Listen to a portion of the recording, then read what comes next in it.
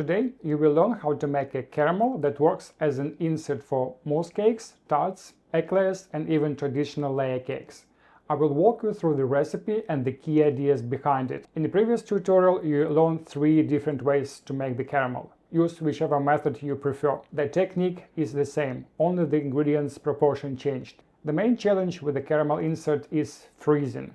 Caramel has a high sugar content and sugar lowers the freezing point. That's why ice cream stays soft instead of turning into the solid block. But for an insert, we need the caramel to freeze firm enough to unmold from a silicone mold. The traditional fix is adding a lot of butter. There is nothing wrong with butter, but if we can reduce the fat and calories, why not? Another professional solution is using a blast freezer, which freezing down to -40°C or -40°F.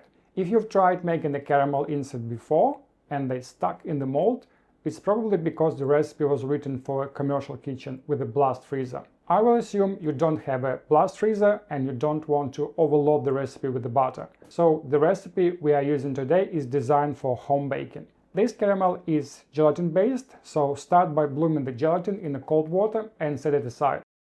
In a large or tall saucepan, combine the water, sugar and glucose syrup. The water is only there to help you cook the caramel slowly if you're not confident with the dry caramel method. In reality, it doesn't matter whether you add 25 grams of water or a whole liter. It all evaporates. If a recipe includes water, treat it as optional. If you are comfortable with the dry caramel method, go for it, it's faster. But before you start cooking the caramel, bring the cream and butter to a boil and keep them warm.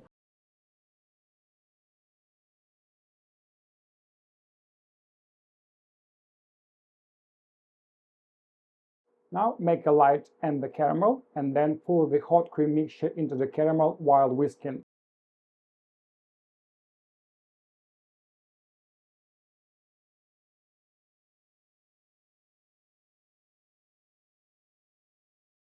Cook the mixture to 105°C or 221°F. Remove it from the heat, add the gelatin mass and the salt flake. Strain it and blend it with a stick blender.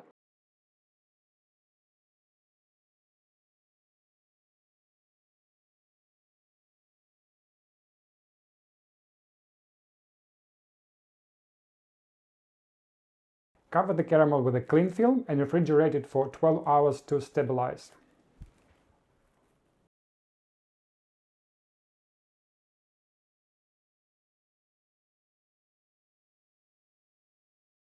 I have transferred the caramel into a piping bag with a 7 mm round tip, and now I'm going to pipe it on top of the banana sponge.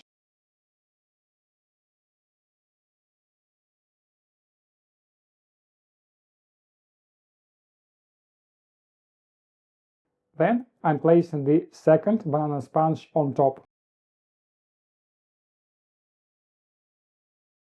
And just lightly press. My complex insert is ready. I will keep it in the freezer before assembling the mousse cake.